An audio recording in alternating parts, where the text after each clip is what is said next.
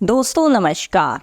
हरियाणा का चुनाव जो है निपट चुका है, लेकिन जो अप्रत्याशित आंकड़े थे उसका शोरगुल थमने का नाम नहीं ले रहा है। ऐसा हम क्यों कह रहे हैं दोस्तों?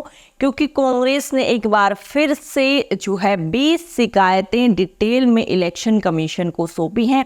आप देख सकते हैं स्क्रीन पर इतना लंबा चौड़ा जो ये आपको दिखाई दे रहा है, शिकायतों से भरा जो पूरा पत्र है वो इलेक्शन कमीशन भेजने के लिए तैयार किया गया है। दोस्तों हरियाणा चुनाव में जो अप्रत्याशित आंकड़ों के बाद जो कांग्रेस की अनुमानित हार हुई उसको लेकर अब जो है सियासत लगातार गर्मा रही है। आपको बता दें कि जो कांग्रेस के साथ वहां पर हुआ उसके बाद ना केवल जो है कांग्रेस विपक्ष बल्कि जनता में भी गुस्सा जो है दिखाई दिया। लेकिन क्या वो चुनाव आयोग की गलती थी या फिर वो कांग्रेस के शीर्ष नेतृत्व की कमी थी? इसको जो है अंदरूनी आंकने का प्रयास कांग्रेस नेता पूरे तरीके से कर रहे हैं, लेकिन जो मामला ये लगातार जो है तूल पकड़ता जा रहा है, क्या उसके वजह से अब हरियाणा चुनाव पर कोई असर पड़ सकता है? क्या मामला सुप्रीम कोर्ट में पहुंच सकता है? क्या जो चंडीगढ़ मेयर चुनाव में हुआ सुप्रीम कोर्ट के हस्तक्षेप से हरियाणा चुनाव का एक नया स्वरूप देखने को मिल सकता है? इन तमाम चीज़ों का हम आपके साथ इस वीडियो में विश्लेषण और जवाब भी देंगे, और साथ में आपको कुछ जनता के जो है एक तरीके से राय दिखाएंगे कि जो पूरा मामला ये चल रहा है उस पर जनता का क्या जो है रवैया है और कितना जनता को चुनाव आयोग पर विश्वास है। सारी चीज़ों पर विस्तार से वीडियो में बात करेंगे, तो अब आप आराम से बैठिए, वीडियो को देखिए और समझिए दरअसल हरियाणा चुनाव का मामला इतना फंसा हुआ क्यों है। आप सभी जानते हैं, और जैसे ही ग्राउंड रिपोर्टिंग हुई और हमने भी बाकायदा आपको बताया था कि हरियाणा में पूरे तरीके से कांग्रेस की लहर दिख रही है, लेकिन उसके बाद क्या सीटों का बंटवारा, टिकटों का बंटवारा जो चयन हुआ, क्या उसमें गड़बड़ी हुई? क्या कांग्रेस के शीर्ष नेतृत्व में कमी हुई? या फिर जो कांग्रेस आरोप लगा रही है चुनाव आयोग पर, या फिर चुनाव आयोग से गुहार कर रही है कि बीजेपी ने गड़बड़िया की, उसका संज्ञान ले? क्या है पूरा मामला? उसके लिए एक बार हम आपको बता दें कि 9 अक्टूबर को मीटिंग पहले भी हुई थी। इलेक्शन कमीशन को कुछ शिकायतें सौंपी गई थी और इलेक्शन कमीशन ने भी कहा था कि हम लिखित में इसका जवाब देंगे। अब उसी कड़ी को आगे बढ़ाते हुए जयराम रमेश ने एक ट्वीट किया है, वो आप अपनी स्क्रीन पर देख सकते हैं। दरअसल 9 अक्टूबर को कांग्रेस पार्टी के वरिष्ठ नेताओं ने चुनाव आयोग को शिकायतों से भरा ज्ञापन सौंपा था। आज उसे आगे बढ़ाते हुए हमने एक अपडेट ज्ञापन दिया है, जिसमें हरियाणा के 20 विधानसभा क्षेत्रों में चुनाव प्रक्रियाओं में गंभीर और स्पष्ट अनियमितताओं को हाईलाइट किया गया है। हमें उम्मीद है कि चुनाव आयोग द्वारा इस पर संज्ञान जो है लिया जाएगा, यानी चुनाव आयोग इस पर संज्ञान लेगा और उचित निर्देश जारी करेगा। पूरा डॉक्यूमेंट आगे देखा जा सकता है। Today a delegation of senior leaders from Indian National Congress Party met the Election Commission to register our complaints on our integrity of the election process in certain constituencies in Haryana.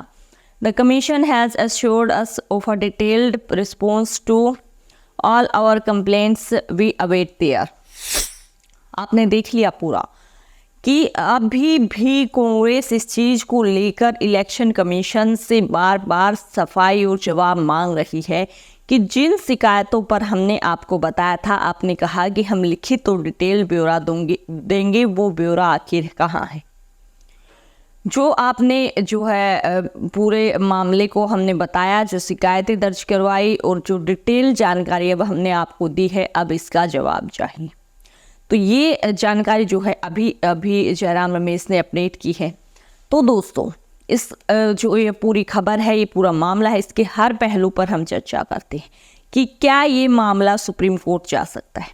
दोस्तों बिल्कुल जा सकता है अगर कांग्रेस चाहे, लेकिन उससे पहले कांग्रेस को खुद पर मंथन करना चाहिए कि क्या वाकई गड़बड़ियां हुई हैं या उनके शीर्ष नेतृत्व में ही कोई कमी रह गई जिसके चलते वोटों का जो है बंटवारा हुआ। क्योंकि भले ही सीटों का अंतर ज़्यादा है लेकिन वोटों का अंतर ज़्यादा नहीं है हरियाणा में। तो जो वोटों का अंतर कम है और सीटों का ज़्यादा, इससे के मद्देनज़र एक तरफ ये सोचा जा सकता है कि ज़रूर ऐसा हो सकता है कि कांग्रेस की कुछ कमियां रही जिसका पूर्ण रूप से फ़ायदा बीजेपी को हरियाणा में मिला। और अगर ऐसा नहीं है जिस प्रकार से कांग्रेस कह रही है, और अगर ऐसा है तो आपको क्या लगता है चुनाव आयोग अब उस पर समीक्षा लेगा? क्या अब इन सब चीज़ों से कोई फ़ायदा होने वाला है?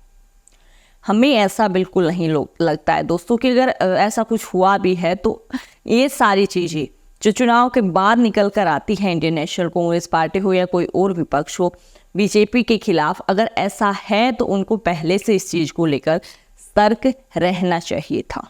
इसको लेकर जनता की दरअसल क्या राय है वो भी आप अपनी स्क्रीन पर देखिए। आपको दिखाते हैं किस प्रकार से जनता इस पर जो है बता रही है। आप देखिए क्या लिखा है। Sir, the fraud has been done by Election Commission themselves and you are complaining to them. How will they investigate themselves? जी हाँ, यहाँ पर कहा गया है कि अगर इलेक्शन कमीशन चुनाव आयोग के द्वारा ही कुछ गड़बड़ियाँ की गई हैं तो वो अपने आप की कैसे तहकीकात करेंगे? यानी आप कैसे उम्मीद लगा सकते हैं अगर उन्होंने ही कोई जो है गड़बड़ी उसमें की है तो वो उसको आपके सामने पेश करेंगे। उसके बाद दोस्तों आगे देखिए क्या कहते हैं, एक और आपको दिखाते हैं।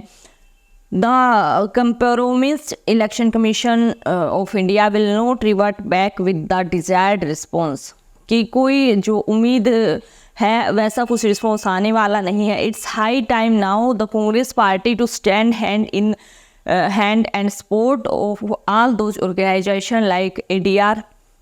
यानी कि कहा गया है कि जो इस प्रकार के मामले हैं उसमें जो है गुहार लगाने से ज़्यादा अब हाथ से हाथ मिलाकर ADR जैसी और जो बड़े बड़े इलेक्शन प्रोसेस की कंप्लेंट्स को पूरे तरीके से विरोध देश में किया जा रहा है, उसका सपोर्ट जो है कम्प्लीटली करना चाहिए कांग्रेस को, क्योंकि इलेक्शन कमीशन ने कोई एक्शन उन पर नहीं लिया है। और जो भी ऑर्गेनाइजेशंस हैं फाइट कर रही हैं सुप्रीम कोर्ट में लास्ट उम्मीद ऑफ जस्टिस यानी लास्ट होप ऑफ जस्टिस के तहत, यानी उम्मीद जो है न्याय की लगाकर जो सभी ऑर्गेनाइजेशन ADR जो, क्योंकि लोकसभा चुनाव से पहले देखिए आप ADR ने याचिकाएं डालनी शुरू की थी। तो अब यानी कि जनता का ये रुख है कि अगर आपको ऐसी कुछ दिक्कतें वाकई लग रही हैं, अगर वास्तविकता ऐसी है तो आपको ADR जैसे संगठनों और जो ऐसे संगठन हैं जो लगातार सुप्रीम कोर्ट में इलेक्शन की अनियमितताओं को स्पष्ट करने में लगे हुए हैं उनके साथ आना चाहिए। उसके बाद एक और जो है कमेंट आपको दिखा देते हैं, क्योंकि इससे आपको थोड़ा जनता का आइडिया होगा कि जनता क्या कह रही है। भारतीय चुनाव आयोग से लीपापोती के अतिरिक्त कोई अन्य उम्मीद नहीं की जा सकती। सत्ता ने उन्हें इसी काम के लिए पालतू बनाया है। फिर भी कांग्रेस प्रयासों की तारीफ होनी चाहिए और यह अत्यधिक महत्वपूर्ण है कि हम न्याय की लड़ाई में कभी भी कोताही ना बरतें। तो आपको क्या लगता है इस प्रकार के रवैये के बाद जो है क्या एक्शन चुनाव आयोग लेगा? और वाकई क्या चुनाव आयोग की गड़बड़ियाँ थी भी या कांग्रेस की ही इसमें शीर्ष नेतृत्व की कमी रही? आपकी राय हमारे लिए काफ़ी महत्वपूर्ण है। पूरी खबर को हर तरीके से हमने आपके सामने खोल कर रखा।